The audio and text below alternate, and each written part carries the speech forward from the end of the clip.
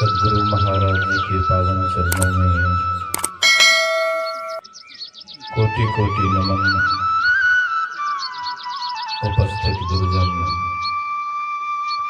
धर्म प्रेमी सत्संगी बंधुओं,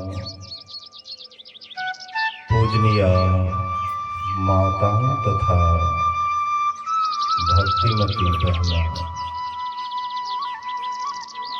अभी हम लोग एक दिवसीय संतमत सत्संग के शिव नारायण मेहता जी के निवास स्थान पर उनके पोते के मुंडन के अवसर पर यह संतमत सत्संग का आयोजन किया गया है। आप लोग शायद जानते होंगे कि हम लोग बहुत दूर से आए हुए हैं। हम लोग सुपौल जिला में रहते हैं और आप लोग मधेपुरा जिला में रहते हैं, और मधेपुरा जिला में भी बहुत आगे चल कर के यहाँ आप लोगों के बीच आए हुए हैं। यह संजोग ऐसे नहीं होता है। कितने दूर के रहते हुए भी हम लोग एक साथ बैठ कर के संतों के वचन को सुन रहे हैं। इससे यही आशय निकलता है कि हम लोग एक पथ के पथिक हैं। गुरु महाराज जी की कृपा से दूर रहते हुए भी हम लोग एक साथ आज निकट में हैं, एक जगह बैठ करके संतमत के ज्ञान को अवलोकन कर रहे हैं।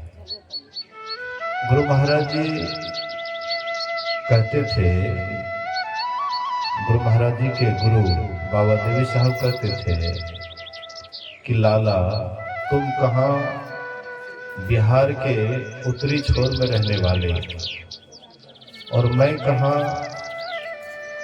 यह उत्तर प्रदेश के दक्षिणी छोर में रहने वाले, लेकिन दोनों का भेंट कैसे हो गया जानते हो?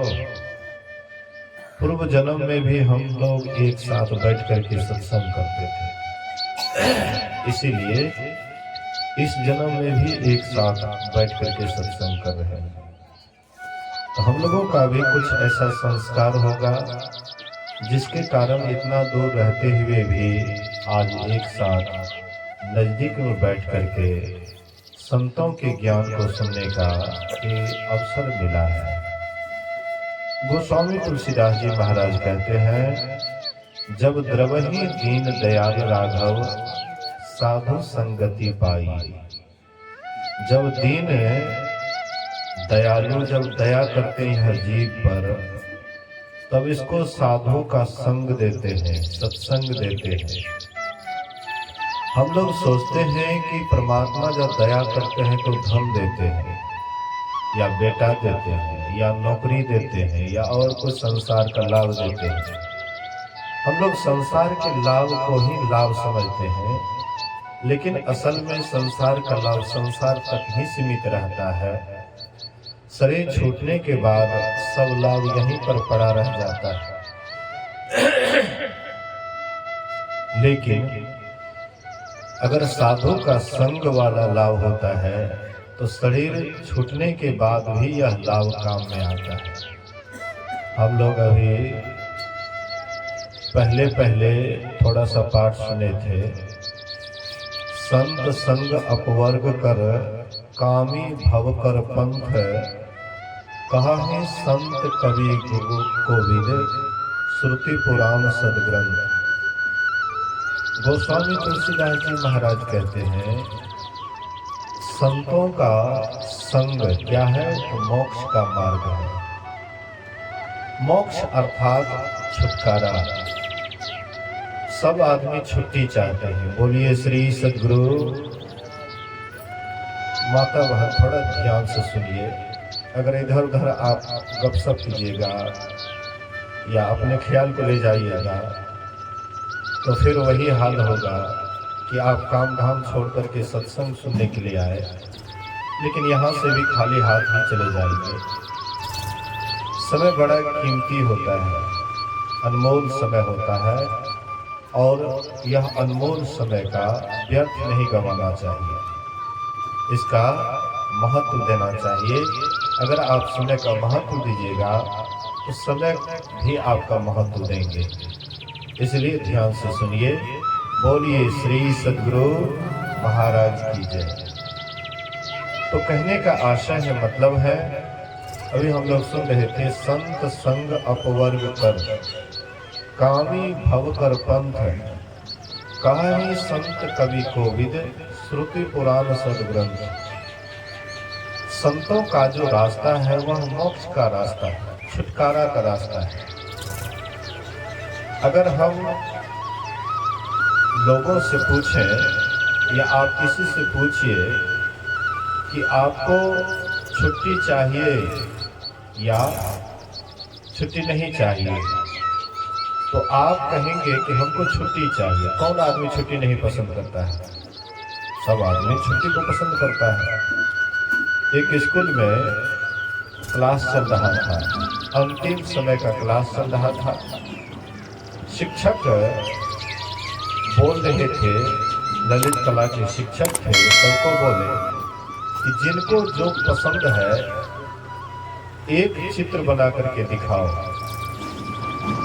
सबसे कहते हैं, सभी विद्यार्थी से, कि जिनको जो चित्र पसंद है वह चित्र बना करके दिखाओ। तो जिनको जो चित्र पसंद हुआ वह अपना अपना चित्र बना करके दिखाने लगे। लेकिन एक विद्यार्थी बिना कुछ बनाए खाली कागज ही लेकर के आए। शिक्षक ने कहा कि तुमको कोई चित्र पसंद नहीं है? बोला कि हमको जो चित्र पसंद है उसका तस्वीरें नहीं बनता है। बोले कि तुमको क्या पसंद है? बोले हमको छुट्टी पसंद है। अब छुट्टी का चित्र कैसे बनाएंगे, यही मेरे समझ से बाहर है, इसलिए मैं कुछ नहीं बनाया, खाली ऐसे ही कागज धर दिया। मतलब छुट्टी सबको पसंद है, कोई ऐसा व्यक्ति नहीं है जो छुट्टी को पसंद नहीं करते हैं। मान लीजिए आप किसानी काम करते हैं, किसान वाला काम करते हैं, तो आपके मन में क्या होता है कि सब दिन इसी तरह से खटते रहे। जब ताल आता है तो पूरा मन जतन से खट करके ताल को समाप्त करके फिर निश्चिंत हो जाते हैं। फिर खेत बौग करते हैं, खेत बौग करने के बाद फिर फसल होता है, फिर वहां से तेजी में काट करके लाते हैं, फिर रख देते हैं, फिर निश्चिंत हो जाते हैं। तो छुट्टी आपको भी पसंद है, जब काम आता है तो जल्दी करके वहां से छुट्टी चाहते हैं। लेकिन ये सब जितनी भी छुट्टियां हैं, ये सदा की छुट्टी नहीं है। ताल आया, उसको आप समाप्त कर दिए, फिर ताल आएगा, फिर आपको वहीं खटना पड़ेगा। लेकिन ये सदा के लिए छुट्टी हो जाए, सभी काम से छुट्टी हो जाए, कोई आपको काम नहीं करना पड़े, सब काम से आप आजाद हो जाए। महापुरुष कहते हैं इसके लिए आपको मोक्ष चाहिए, अर्थात सदा की छुट्टी मोक्ष चाहिए। तो जब तक संतों का संग नहीं करेंगे, जब तक सत्संग नहीं करेंगे, तब तक सदा का मोक्ष नहीं मिल सकता है। अकामी पुरुषों का संग करेंगे, जो वासना में लिप्त रहता है, जो विषयों में लिप्त रहता है, ऐसे पुरुष का संग करेंगे तो आप हम बंधन में पड़ेंगे, बंधन में पड़ेंगे।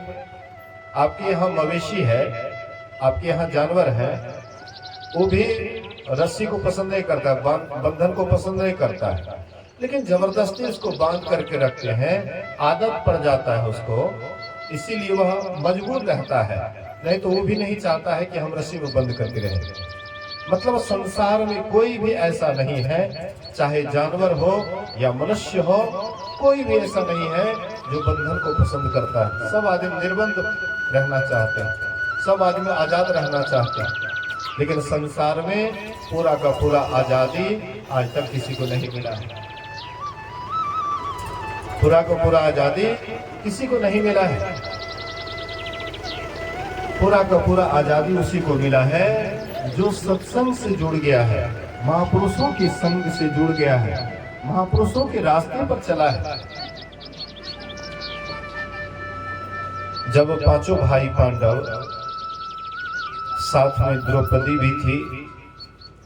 सब प्यास से व्याकुल हो गए, प्यास से त्रसित हो गए। तो युधिष्ठिर जी महाराज कहते हैं सहदेव से, देखो सहदेव भैया, अगल बगल में कहीं पानी भी है, क्योंकि प्यास से कंठ सूख रहा है, आगे चला नहीं जा रहा है, बहुत जोर से प्यास लगी है, इसलिए देखो कहीं पर तालाब है, पानी है। तो सहदेव ऊपर चढ़ करके देखता है और कहता है भैया एक जगह देखते हैं कि वहां पर बगुला उड़ता हुआ दिखाई पड़ रहा है। तो जहां पर बगुले दिखाई पड़े तो समझना चाहिए वहां जरूर पानी होगा। तो कहते भैया जाओ तुम भी पानी पी लेना और हम भाइयों के लिए भी पानी लेके आना। तो सहदेव गए, जा करके जैसे तालाब से पानी उठाते हैं, एक बगुला था, एक पेड़ पर बगुला था, और वह बगुला आवाज करता है कि रुक जाओ, ये तालाब पर मेरा अधिकार है, इसलिए मेरे आदेश के बिना तुम पानी नहीं पी सकते हो। अगर पानी पियोगे तो इसका सजा तुमको भोगना पड़ेगा। लेकिन सहदेव उस पर ध्यान नहीं देते हैं, जोर से प्यास लगी थी, ध्यान नहीं दिए और पानी उठा करके पी गए। तुरंत वह मूर्छित हो जाता है, गिर जाता है। इसके बाद फिर नकुल से कहते हैं कि भाई अभी तक सहदेव नहीं आया है पानी लेकर के, जाओ देखो कि क्या बात है। तो नकुल गए और जाकर के देखते हैं कि सहदेव मूर्छित पड़ा हुआ है। सोचे कि बाद में खबर लेंगे कि किनको क्या हुआ है, पहले पानी तो पी लें। आपके पास जब विशेष दुख आता है तब आप दूसरे के दुख को भूल जाते हैं, पहले अपना ही दुख को हटाने का कोशिश करते हैं। एक माई मरुस्थल में जा रही थी और जोरों का धूप था, और धूप से उसके पैर में फफोले पड़ गया था, पैर में फफोले पड़ गया था। और चलते चलते जब सहा नहीं गया तो छोटा बच्चा था गोद में, क्या की तो बच्चे को उस बालू पर रख देती है, उस पर खड़ा हो गई। आप कहिएगा कि ऐसा क्यों होगा? अरे अपने जान पर बीतेगा तो आप उस समय नहीं देखिएगा कि कौन बच्चा है कौन क्या है, अपना बचने का कोशिश कीजिएगा। 2008 में जब बाढ़ आया था तो छोड़ छाड़ करके जो बूढ़ा बूढ़ी घर में थे उसको छोड़ छाड़ करके सब भाग गए। बोले कि बाद में बूढ़ा बूढ़ी को देखेंगे, पहले अपना जान बचाएंगे ना, तब दूसरे को देखेंगे। आपके ऊपर जब संकट आ जाएगा आप दूसरे को नहीं देखिएगा, अपना पहले जान बचाइए। तो देखे कि मूर्छित है, लेकिन मूर्छित देखते हुए भी पहले हम पानी पिएंगे, उसके बाद पता लगाएंगे। जैसे चुल्लू में पानी उठाए, आवाज होती रुक जाओ, ये तालाब पर मेरा अधिकार है, और बिना आदेश का पानी पियोगे तो जो तुम्हारे छोटे भाई का हाल हुआ है तुम्हारा भी वही हाल होगा। बोले कि कोई हाल हो हमको उससे कोई मतलब, पहले पानी तो पीने दो। जबरदस्ती पानी पिए हुए भी मूर्छित हो गए। देखते हैं कि अभी तक नकुल भी नहीं आया। अर्जुन से कहते अर्जुन भाई जाकर के देखो अभी तक क्यों नहीं आया है। जो जाते हैं उधरे अटक जाते हैं। अर्जुन भी गया, बोले कि पहले बाद में इन लोगों का पता लूंगा, लेकिन पहले पानी पीऊंगा। कंस चुप रहा था, अर्जुन भी पानी पीते हैं, वे भी मूर्छित हो गए। भीम आए, भीम का भी वही हाल हुआ। अंत में युधिष्ठिर जी महाराज आए और देखे कि चारों भाई मूर्छित पड़ा हुआ है। कहते भाई क्या बात है, नहीं है, सब देखते हैं पानी में जहर तो नहीं है। अच्छा देखता हूँ, कहीं जहर होगा तो देखा जाएगा। वे भी चुल्लू में पानी उठाए, आवाज होती है, वह बगुला आवाज करते हैं रुक जाओ, ये तालाब पर मेरा अधिकार है, और बिना आदेश का पियोगे तो जो चारों भाई का हाल हुआ है तुम्हारा भी वही हाल होगा। युधिष्ठिर जी महाराज धर्मात्मा थे, धर्म के रहस्य को जानते थे। कहते हैं कि अच्छा बताओ तुम्हारा क्या प्रश्न है, पहले तुम्हारे प्रश्न का ही जवाब दूंगा, उसके बाद पानी पीऊंगा। कहो तुम्हारा क्या प्रश्न है। बहुत सारे प्रश्न किए थे, बहुत सारे प्रश्न किए थे, और उन प्रश्नों में एक प्रश्न यह भी था किम आश्चर्यम, आश्चर्य क्या है। युधिष्ठिर जी महाराज कहते हैं लोग मर मर करके सीधे नरक को भर रहा है, अब बच्चे खुचे जो आदमी है वो अपने को अमर मान बैठा है, यही सबसे बढ़कर के आश्चर्य की बात है।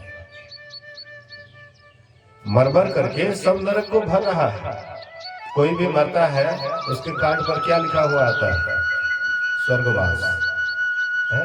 नानी मरी स्वर्गवास, नाना मरे स्वर्गवास, दादी मरी स्वर्गवास, दादा मरे स्वर्गवास।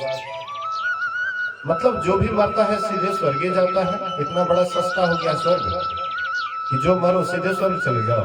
हाँ, एक बात जरूर है कि सब मरता है लेकिन सीधे नरक में जाता है, और झूठे उस पर लिख देता है कि स्वर्गवास। सब जाता है नरक की ओर। कोई बिरला ही, कोई विशेष धर्मात्मा ही, कोई विशेष पुण्यात्मा ही स्वर्ग जाता है, और बाद बाकी सब नरक में सड़ता है। लेकिन उसमें झूठे लिख देता है। नहीं लिखेंगे तो लोग क्या कहेंगे? कितनों पापी से पापी आदमी है, लेकिन कार्ड पर तो वही लिखा हुआ पाएंगे, स्वर्गवास। तो युधिष्ठिर जी महाराज कहते हैं कि लोग मर मर करके सीधा नरक को भर रहा है, और जो बचे कुचे आदमी है अपने को अमर मान बैठा है। यही सबसे आश्चर्य की बात है। वो सोचता है कि हमको मरना उड़ना नहीं है, फल्ला आदमी मरा, वो तो मरा, कोई बात नहीं, लेकिन हम थोड़े मरने वाले हैं। एक प्रश्न और भी किए थे, किम पंथा, पंथ क्या है, रास्ता क्या है, रास्ता क्या है? युधिष्ठिर जी महाराज कहते हैं, महाजन गता सो पंथा, महापुरुष जिस रास्ते पर चलते हैं वही पंथ है, वही रास्ता है। बाद बाकी वह रास्ता नहीं जिस पर लोग कहीं से कहीं जा करके जाते हैं।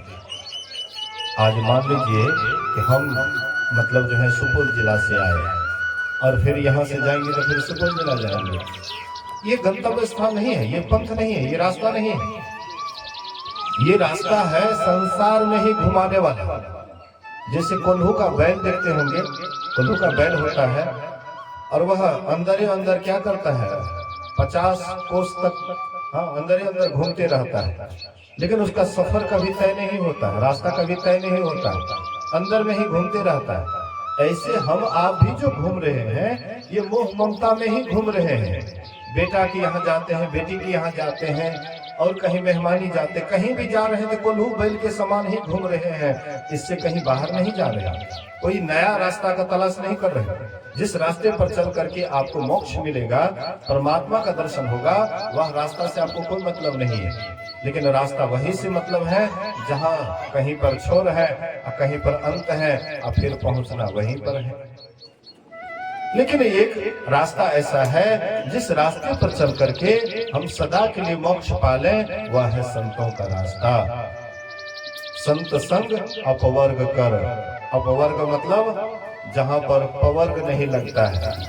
पवर्ग प से पतन, जहां जाने के बाद आपका पतन नहीं होता, नीचे नहीं गिरते। फ से सभी फंदा आपका हट जाता है, सभी फंद से आप ऊपर उठ जाते हैं। ब से सभी बंधन आपका समाप्त हो जाता है। भ से भय समाप्त हो जाता है, मौत से मृत्यु का डर नहीं रहता है। ये पवर्ग जहाँ पर नहीं लगता है वही है अपवर्ग। तो वह अपवर्ग में जाने के लिए क्या करना पड़ेगा? संतों का संग करना पड़ेगा, सत्संग करना पड़ेगा। भगवान राम बगीचा में बैठे हुए थे चारों भाई के साथ, और उधर से शनकादि ऋषि आ गए चारों भाई के साथ। वे भी चारों भाई थे, इधर राम भगवान भी चारों भाई थे। चारों भाई में बातचीत कर रहे थे, और उधर से शनकादि ऋषि आ गए। शनकादि ऋषि को देख करके कहते हैं, बड़े भाग पाइए सत्संगा, बिनहि प्रयास हो ही भव भंगा। जब राम भगवान तो थे ही, आप लोग जानते करते राम भगवान थे, हैं, परमात्मा थे। वह भगवान राम भी कहते हैं कि बड़ा भाग्य से संतों का संग मिला है। उनको तो कहना चाहिए कि हम सब बड़ भाई, सब भाई है ये हैं, तो बड़ा भाग्य तो हमारा है ये है। तो आप आए चाहे नहीं आए उससे क्या मतलब है। लेकिन यहाँ पर राम भगवान कहते हैं कि आप चारों ऋषि जो पधारे, आप चारों ऋषि जो हमको दर्शन दिए, मेरा बहुत बड़ा भाग्य है। बड़े भाग, हाँ, पाइए सत्संग। बड़ा भाग्य से आप लोगों का संग मिला है, सत्संग मिला है। बिना ही प्रयास हो ही भव भंगा, बिना प्रयास के ही भव भंग हो जाएगा, अर्थात जन्म मरण के चक्र से छूट जाएंगे। इसलिए संतों का संग जरूरी है।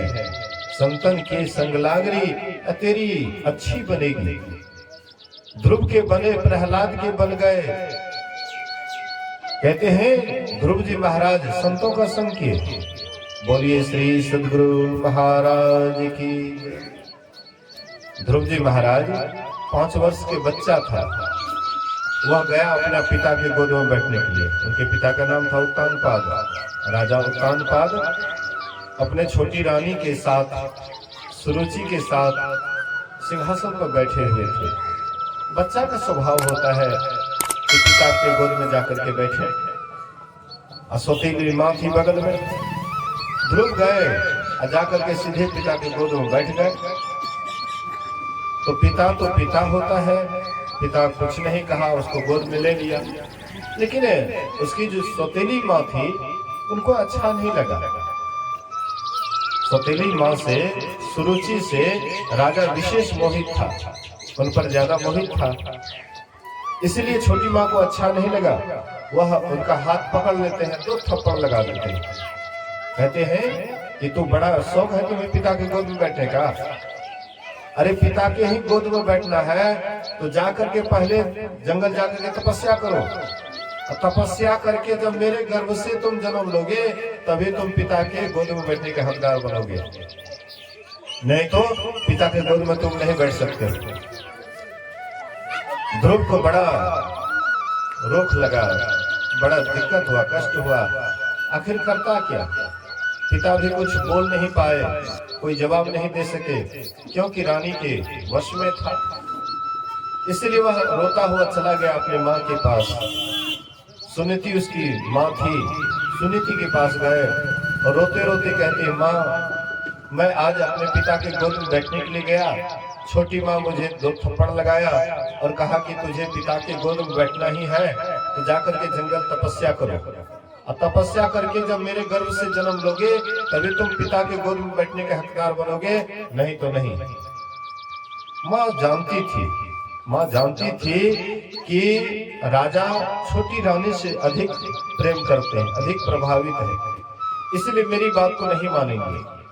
कहते बेटा ठीक कहा छोटी माँ ने ठीक कहा, जाओ बेटा जाकर के जंगल तपस्या करो।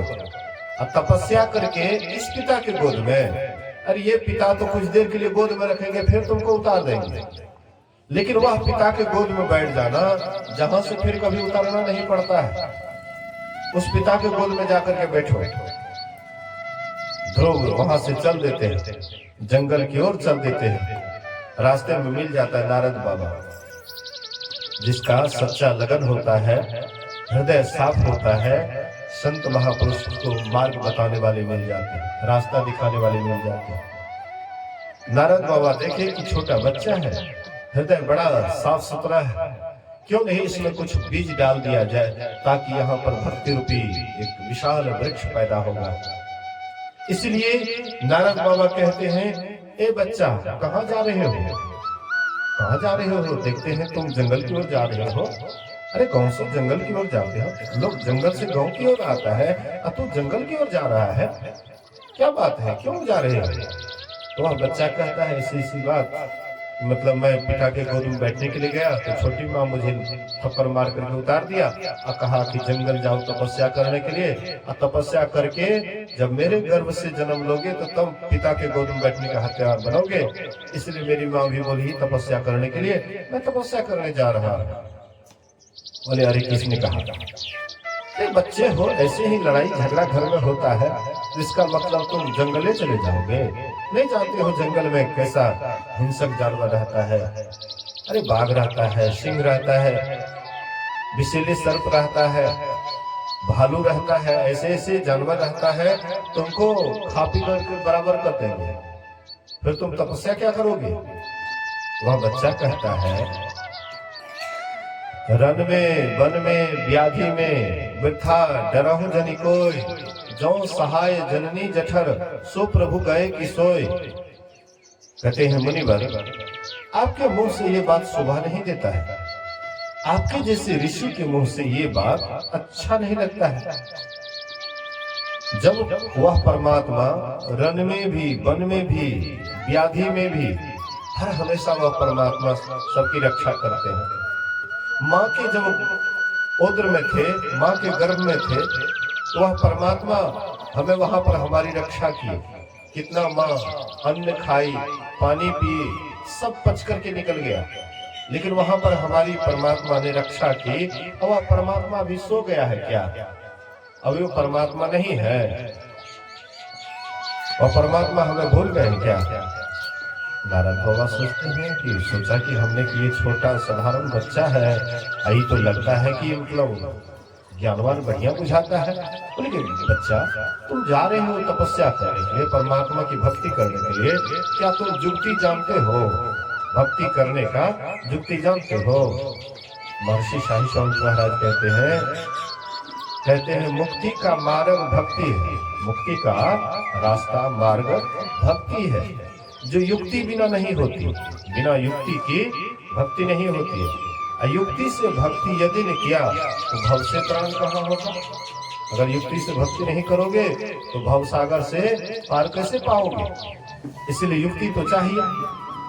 तो कहते हैं कि युक्ति जानते हो? बोले कि बाबा युक्ति तो नहीं जानता हूँ। बोले कि वाह, अरे छोटी छोटी बात भी, छोटी छोटी काम भी लोग करते हैं तो सीख करके करते हैं।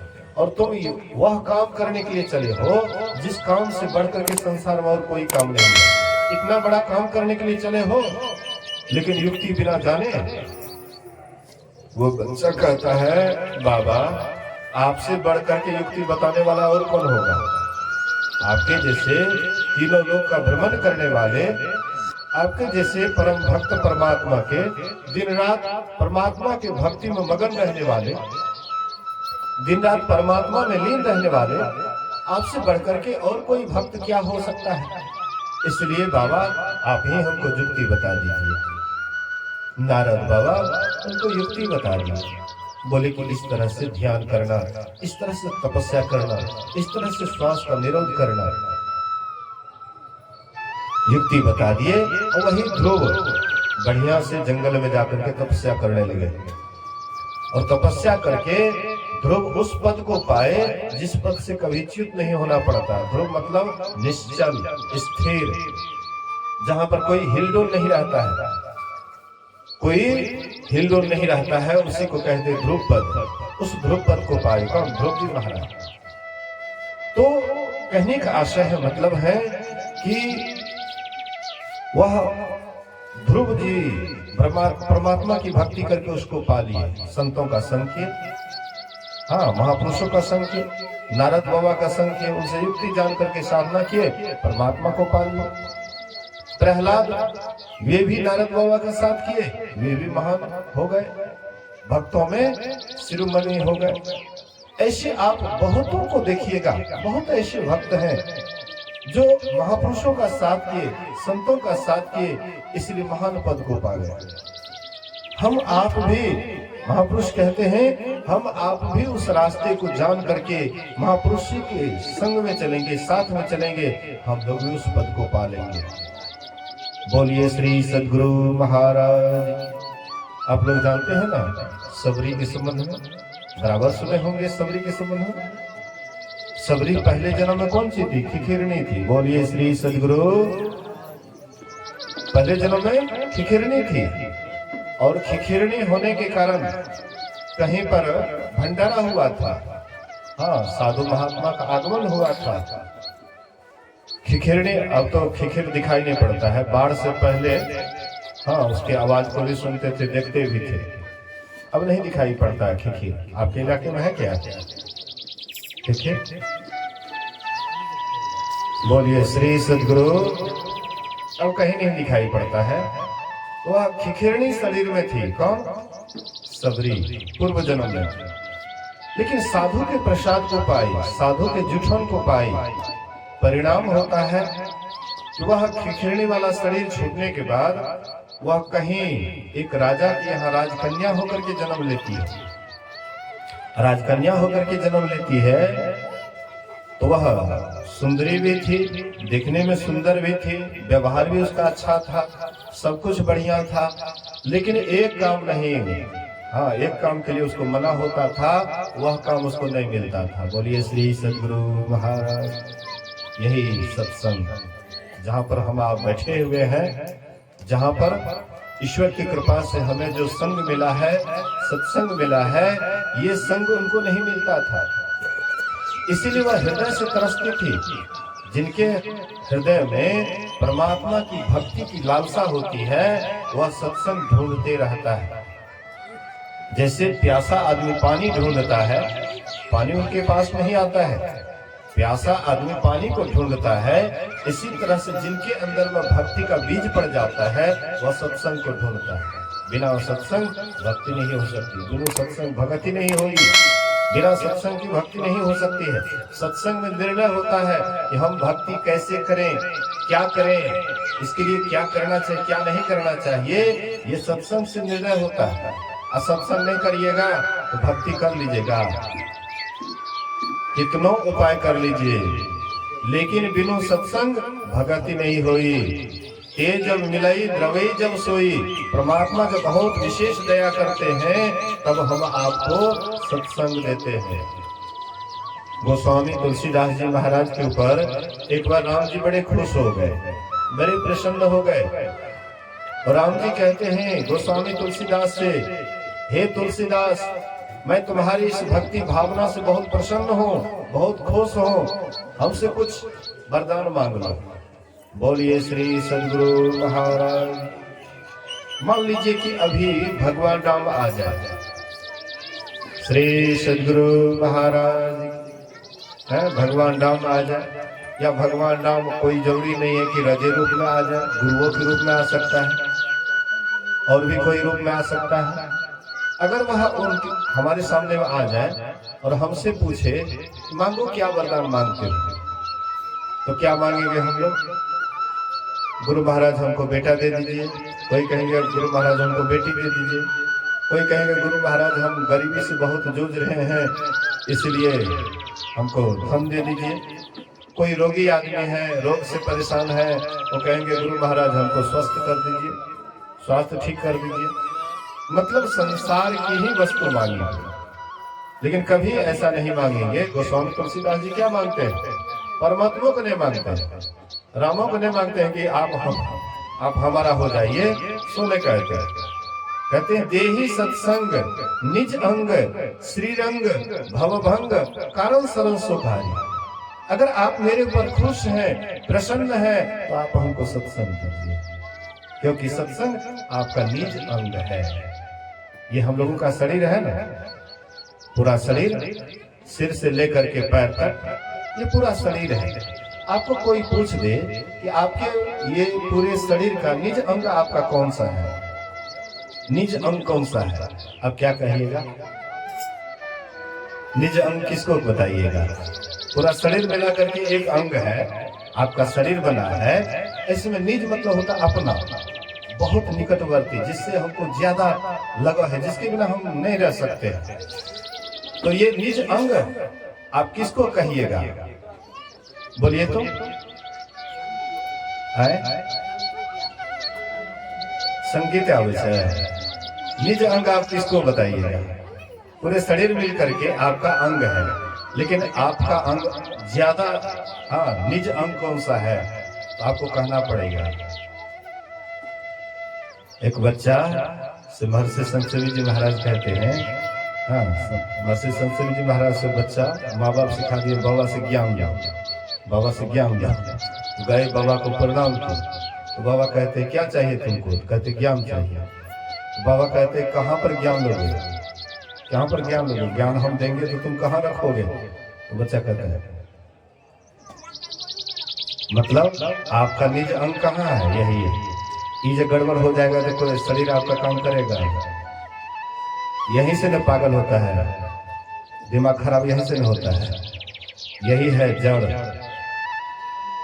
आप देखते हैं ना, पेड़ का जड़ कहाँ होता है? नीचे में, नीचे से खाद पानी लेता है, उसके बाद उसका तना बढ़ता है, नहीं बढ़ता है। इसका जड़ कहाँ है? यहीं पर मुंह में डालते हैं ना, यही ना है। आपका निज अंग है यही। परमात्मा का निज अंग कौन सा है? यही सत्संग है, माथा। परमात्मा का माथा कौन सी है? जितना भी आप धर्म काम देखते हैं, जितना भी आप कुछ देख रहे हैं, सबसे मूल चीज परमात्मा का यही है, सत्संग। सत्संग क्या है? माथा है। परमात्मा सत्संग के बिना रह नहीं सकता है। परमात्मा जब भी मिला है तो सत्संग के द्वारा ही मिला है। आज तक भी किसी को दर्शन हुआ है सत्संग के द्वारा हुआ है। हम लोग सत्संग छोड़ देते हैं, इधर उधर भागने लग जाते हैं। कितनों भाग आइए, अंत में आपको सत्संग का ही सहारा लेना पड़ेगा। और जब भी आपका उद्धार होगा, कल्याण होगा, संतों के संग से ही होगा और दूसरा कोई उपाय नहीं है। कागो सिंधी क्या कहते हैं अपने बारे में? देखे वो सब करी करम गुसाई, सुख न भयो अब ही की लाई। कहते संसार में हमने सब काम करके देखा, लेकिन अभी जो मैं सुखी हूँ ऐसा सुखी मैं कभी नहीं हुआ था। तो कौन सा काम किए कागो सुंदी? बहु काल करे सत्संगा, तब हो ही संशय भ्रम भंगा। हम लोगों को शंका है, बहुत शंका है, शंका पर शंका, भ्रम पर भ्रम है। ये सभी भ्रम का निवारण बिना सत्संग के कहीं पर भी नहीं है। सभी समस्या का समाधान कौन है? सत्संग है। सत्संग से बढ़ करके समस्या का समाधान करने वाला कहीं जगह नहीं है। इसीलिए सबसे मूल में है सत्संग। इसीलिए सबरी पूर्व जन्म में वह सुंदरी बन गई थी, राजकुमारी बन गई थी। शादी हो जाता राजकुमार से, सारी व्यवस्था थी उनके पास में।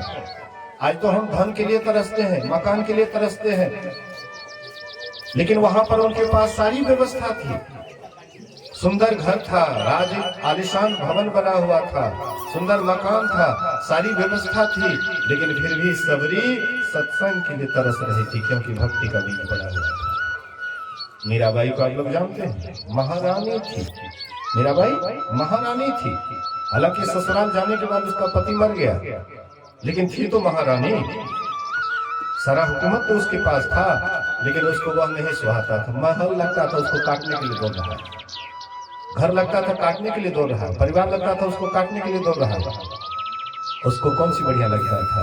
बैठी संतों के संग रंगी मोहन के रंग, बैठी संतों के संग रंगी मोहन के रंग।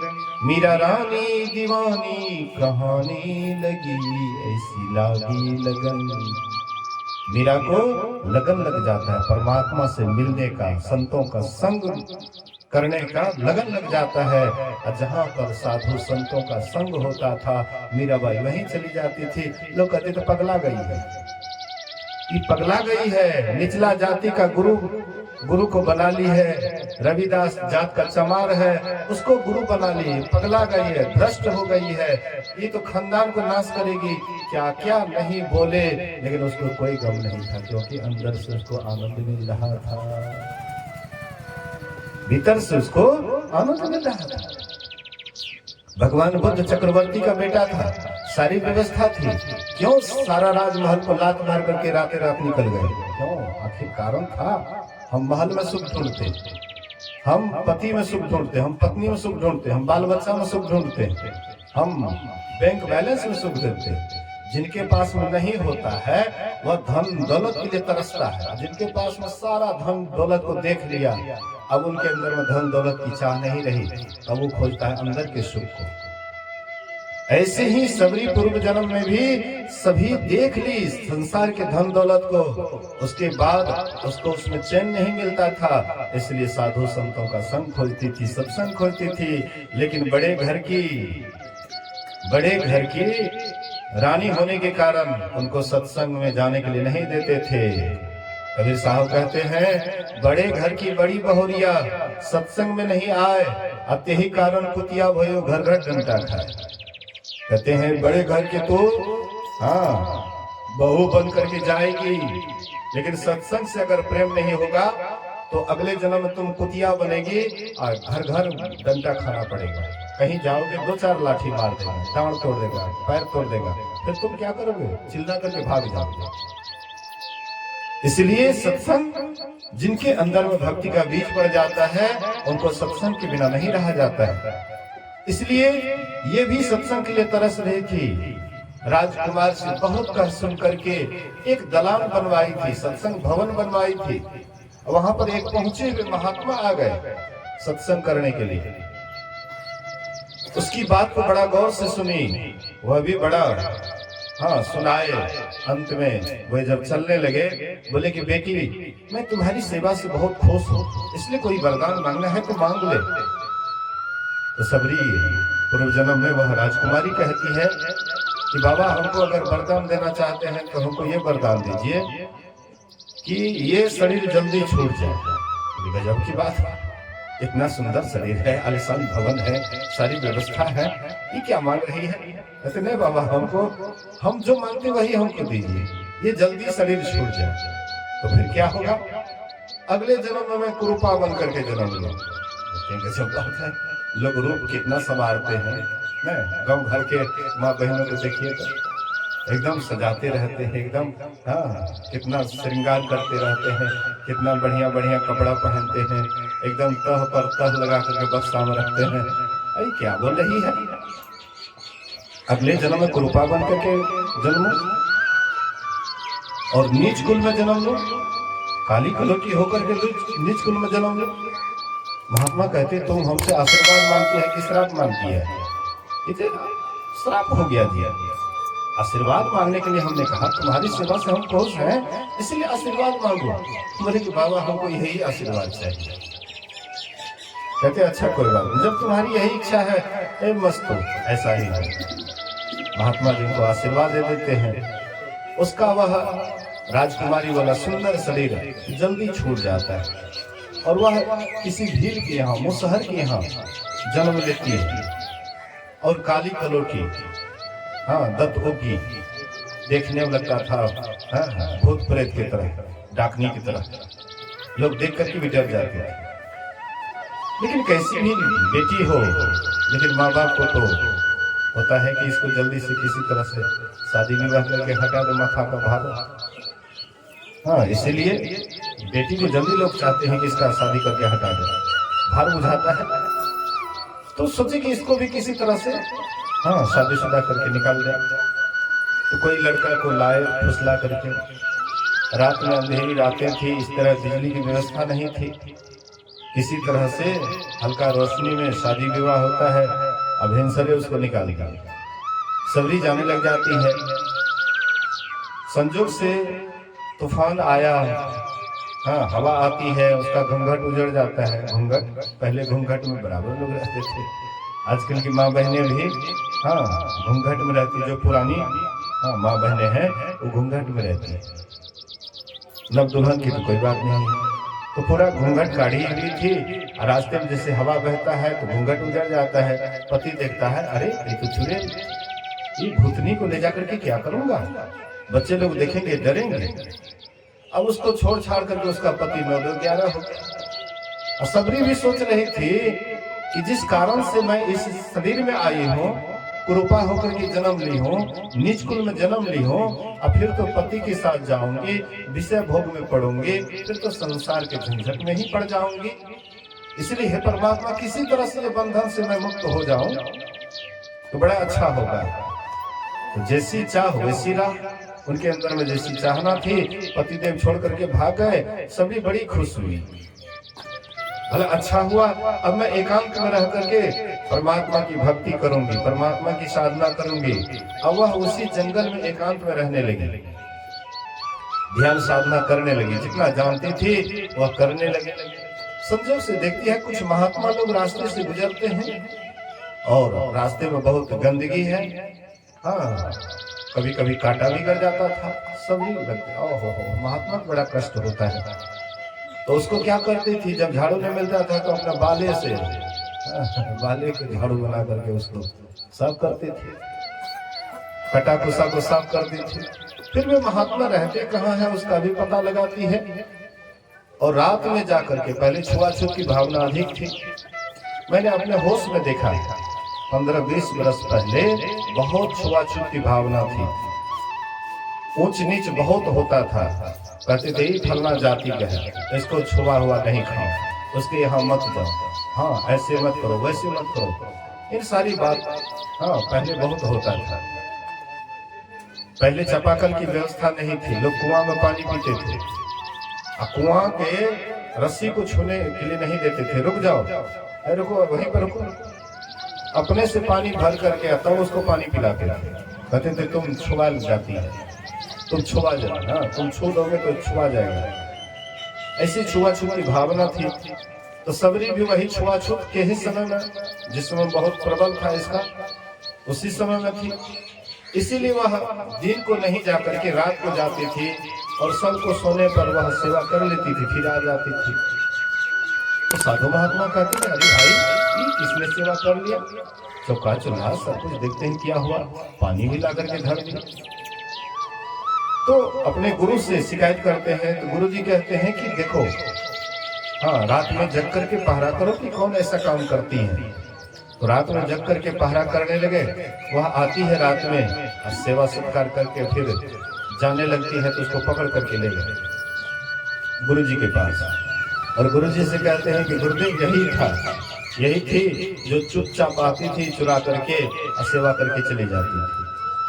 और जैसे गुरु जी के पास ले गए, मतंग ऋषि जैसे देखते हैं, कहते अरे बहुत बड़ी भक्तिनी है, इनके अंदर में भक्ति का बीज बहुत पड़ा हुआ है और ये इसी जन्म में ये परमात्मा को पाएगी। इसलिए बेटी तुमको कहीं नहीं जाना है। कष्ट तो होता है, भक्ति करने में बहुत कष्ट होता है, इसलिए बेटी कितना हो कष्ट हो, लेकिन तुम यह जगह को मत छोड़ना, इस स्थान को मत छोड़ना। यही जगह पर राम जी आएंगे तुमको खोजते खोजते। राम जी तुमको खोजेंगे, तुमको राम जी को नहीं खोजना है।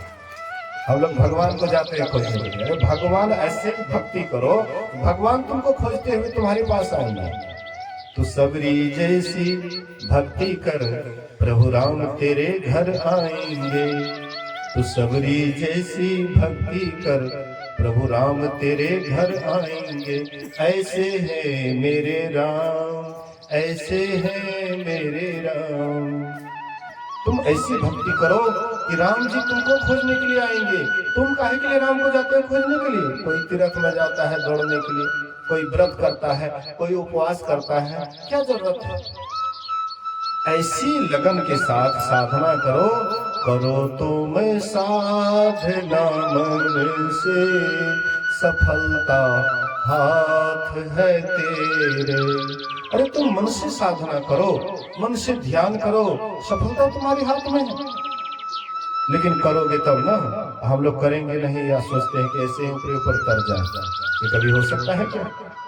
सबरी लगन के साथ की, ना कभी कोई तीर्थ में गई, ना कोई व्रत की, ना कोई उपवास की, केवल क्रम से क्रम, मतलब ध्यान साधना को कभी नहीं छोड़ी, संतों के संग को कभी नहीं छोड़ी, सत्संग ध्यान लगन के साथ करती रही और बराबर उनके अंदर लगा रहता था कि राम जी मेरे आश्रम पर आएंगे। कभी निराश नहीं हुई कि नहीं आएंगे। गुरु महाराज ने कहा है कि राम जी आएंगे, उनको अटल विश्वास था। और एक दिन वैसे ही हुआ। राम जी 88,000 ऋषियों का निरादर करके सीधे सबरी के आश्रम में पहुंचते हैं। ऋषि लोग सोचते थे कि मेरे आश्रम पहले आएंगे, लेकिन राम जी किसी के आश्रम में नहीं जाकर के सीधे सबरी के आश्रम में पहुंचते हैं। सबरी देखती है कि आहा, आज मेरे प्रभु आए, प्रभु आए हैं तो क्या खिलाऊंगी प्रभु को। जंगल जंगल भगवान भूखे हो गए, भूख तो जरूर लगी होगी, तो भगवान को क्या खिलाऊंगी। तो सबरी सोचती थी कि बात जब भगवान आएंगे मेरे पास तो हम उसको क्या खिलाएंगे। तो मीठा मीठा बैर चक चक करके रखती थी कि कहीं भगवान को खट्टा ना लगे, दांत पोत ना हो जाए, इसीलिए चक चक करके रखती थी। और वही जुठन बैर भगवान को देती है। भगवान बड़े आनंदित होकर के वह बैर लेते हैं और लक्ष्मण को 4 बैर कहते हैं कि ये लो। लक्ष्मण ले लिए, कहते भैया भ्रष्ट हो गया, ये मुसरणी का जूठा पुठा देखो लबालब खा रहा है। भगवान तो गए अपना काम से, सब कुछ गंवा दिए, जाति धर्म सब गंवा दिए भैया। और लक्ष्मण लिए अब बस पीछे की तरफ फेंक देते हैं। वही 4 बार 4 जड़ी बनता है। और जो लक्ष्मण को शक्तिवान लगी थी वही जड़ी पिलाया, फिर लक्ष्मण स्वस्थ हुए थे। भक्त का अपमान किया। एक भक्त का अपमान किए, जिसके कारण से लक्ष्मण को बाद में किसी तरह से पीना पड़ा, तो वह स्वस्थ हुआ, नहीं तो लक्ष्मण बचता नहीं। सोचिए थोड़ा सा, मां सबरी का दिया हुआ वह प्रसाद राम जी पाते हैं। उसके बाद मां सबरी हाथ जोड़ के बैठ जाती है और कहती है कि विधि स्तुति करो तुम्हारी, अधम जाति में जड़मति भारी।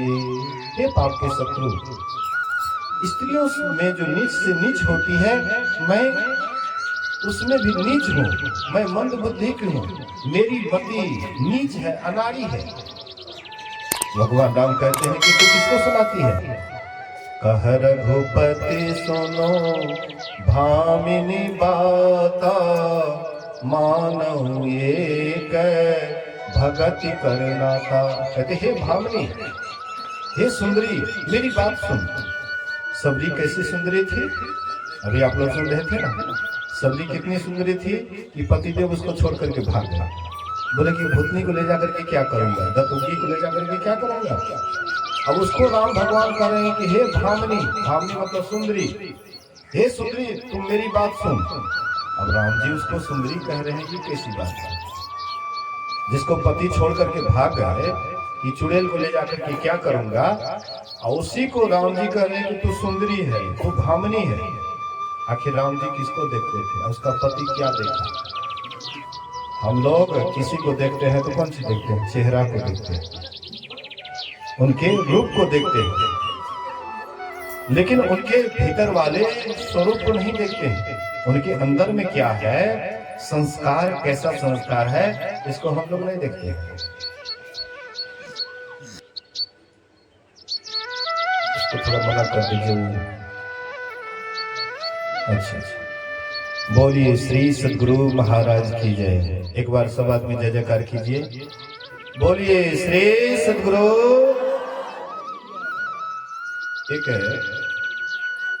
एक गुरु जी था, उनको एक लड़का भी था। तो लड़का शादी करने योग्य हो गया। ध्यान दीजिएगा, लड़का शादी करने योग्य हो गया तो उसको कहीं मतलब शिक्षा दीक्षा से फुर्सत नहीं होता था कि अपने लड़का के लिए लड़की ढूंढ लें। तो वह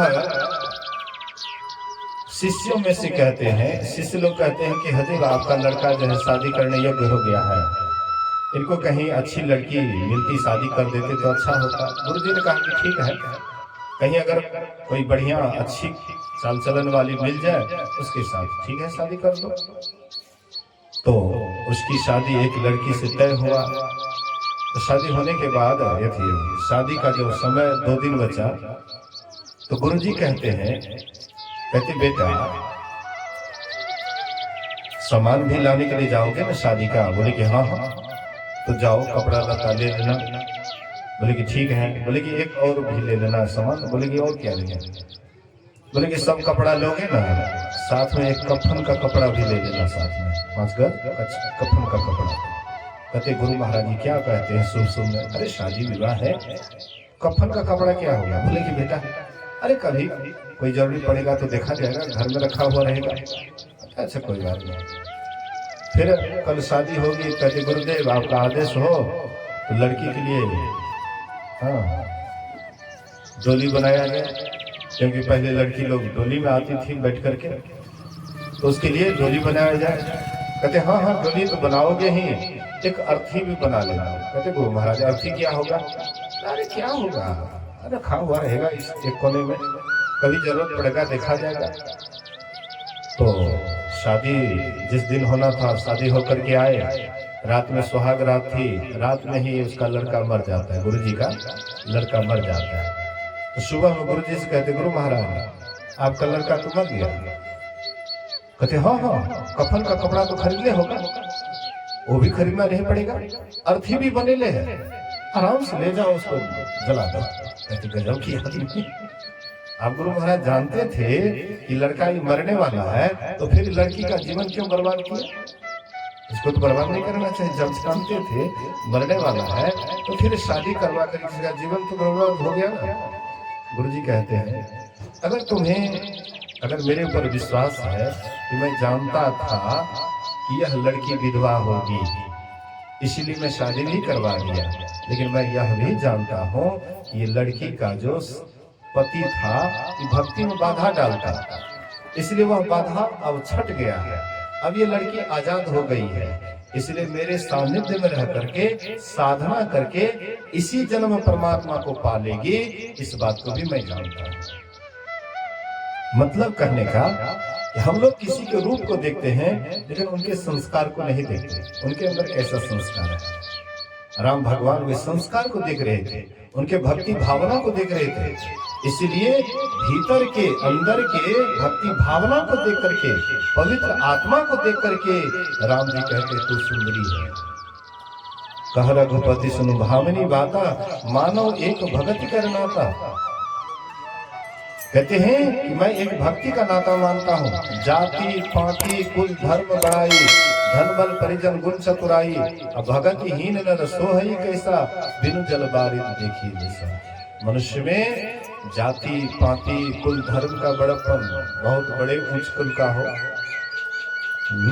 जाति में बड़े हैं, कुल में बड़े हैं, खूब बढ़िया घर है, बहुत सारी जमीन जायदाद है, मकान दुकान है, सारी व्यवस्था है, लेकिन अगर उनके अंदर भक्ति नहीं है तो वह कैसा लगता है?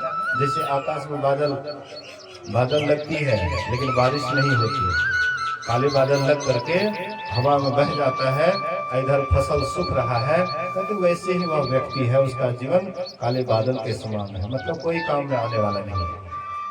दूसरा उदाहरण देते हैं कि कोई सुंदरी नारी है और उसको खूब बढ़िया से जेवर जात पहना दीजिए और सुर्पनखा की तरह नाक कान काट लीजिए, कितना बढ़िया लगेगा देखने में। सुर्पनखा की तरह नाक कान कटी हुई हो, नेपाल में देखे है ना, नेपाल में पहाड़ी का देखिएगा, नाक एकदम लगता है कि ये काल में सटका हुआ है, देखने में कैसे लगता है। नारी का श्रृंगार नाक से होता है, और जिसका नाक बिल्कुल थपचा हुआ है तो देखने में कैसे लगेगा।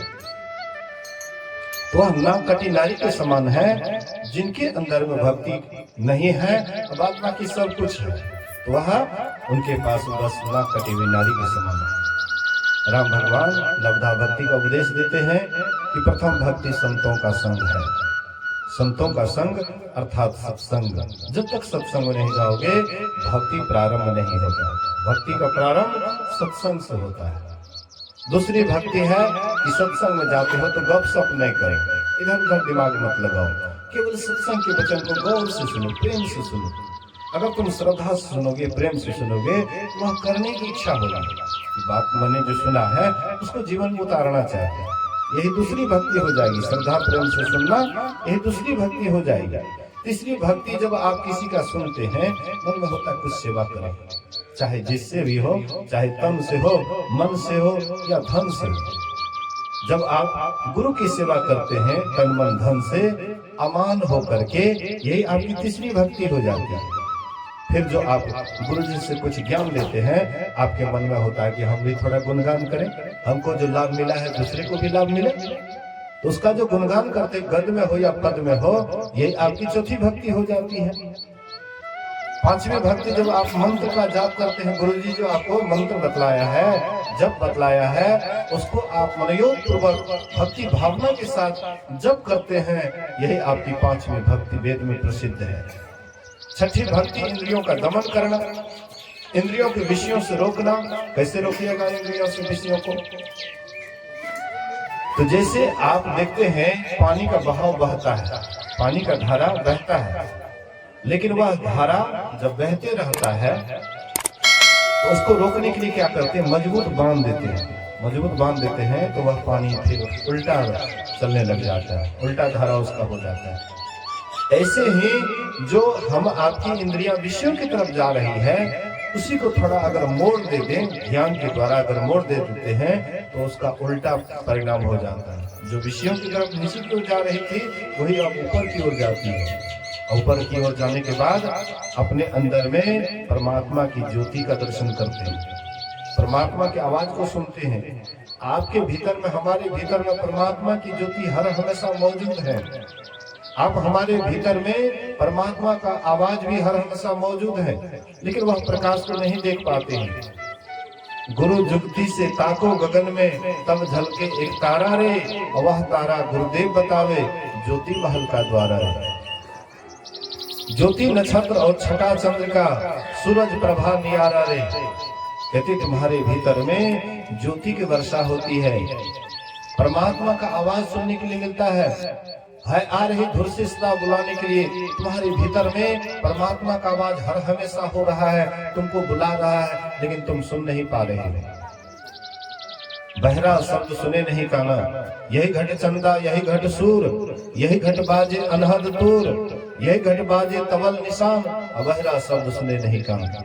हम आप बहरा हो गए, परमात्मा की आवाज को सुन नहीं पा रहे हैं। परमात्मा की आवाज को कैसे सुनिएगा? संसार की आवाज को सुनने में इतना मशगूल है, इतना लवलीन है कि परमात्मा की आवाज को सुन नहीं पा रहे हैं। इसलिए उसके आवाज को सुनने के लिए संसार के आवाज से आपको सुनना होना पड़ेगा, अलग होना पड़ेगा। आप कहिएगा कि कैसे अलग होंगे? अभी आप संसार की आवाज को सुन रहे हैं, आपका कान संसार की आवाज को सुन रहा है। जब संसार का आवाज बंद हो जाए तब आप रात में गौर से सुनिए। सुनता है गुरु ज्ञानी ज्ञानी, सुनता है गुरु ज्ञानी, सुनता है गुरु ज्ञानी ज्ञानी, सुनता है गुरु ज्ञानी। गगन में आवाज हो रही है झीनी झीनी, झीनी झीनी, झीनी झीनी, सुनता है गुरु ज्ञानी। कोई गुरु ज्ञानी ही गुरु के ज्ञान के अनुसार चलने वाले, अंतर साधना करने वाले, अंतर ध्यान लगाने वाले अंदर वो आवाज सुनता है। लेकिन वह आवाज को सुनने के लिए आपको ज्योति बिंदु और नाद साधना करना पड़ेगा। बिंदु ध्यान विधि, नाद ध्यान विधि, सरल सरल जग में परिचारी, असव संतन की बड़ी बड़ी। वह बिंदु नाद आपके अंदर में है। बिंदु का साधना कीजिएगा छठी भक्ति, और नाद साधना कीजिएगा सातवीं भक्ति। जब नाद साधना में आप आगे बढ़ जाइएगा, जब आपको सार शब्द की प्राप्ति हो जाएगी, तो फिर परमात्मा मिल जाएंगे, आवागमन का अंत हो जाएगा। फिर आठवीं भक्ति नवीं भक्ति तो उसका फल है। आठम जथा लाभ संतोषा। ऐसे व्यक्ति जहाँ भी रहते हैं बड़े संतोषी होते। कबीर साहब की तरह। कबीर साहब कैसे थे? आज का व्यवस्था भोजन का हो जाता तो कल के लिए नहीं सोचते थे, बड़ी संतोषी होते। इसलिए हम लोगों को भी ये भक्ति को बढ़िया से समझिए, और समझ करके इसके अनुसार चलिएगा, तभी आपका इहलोक भी बनेगा, परलोक भी बनेगा। इसी से जीवन सार्थक और सफल होगा। कहने के लिए बहुत बात है, लेकिन इस समय 5:07 हो गया है, और एक आध भजन भी होगा। उसके बाद हम लोगों को दूर जाना है, चलना है। दूर मुसाफिर काहे सवेरे, इसलिए दूर चलना है। तो आप लोगों का जो भी सेवा किए, इसमें जो भी त्रुटि हुआ होगा, आप लोग इसको क्षमा करेंगे। और साथ ही कभी अगर गुरु महाराज की कृपा होगी तो फिर आप लोगों की सेवा में हाजिर होऊंगा। इतना ही आप लोगों की सेवा में कहा। एक बार गुरु महाराज की जय जयकार बुलंद आवाज में करें। बोलिए श्री सद्गुरु महाराज की जय।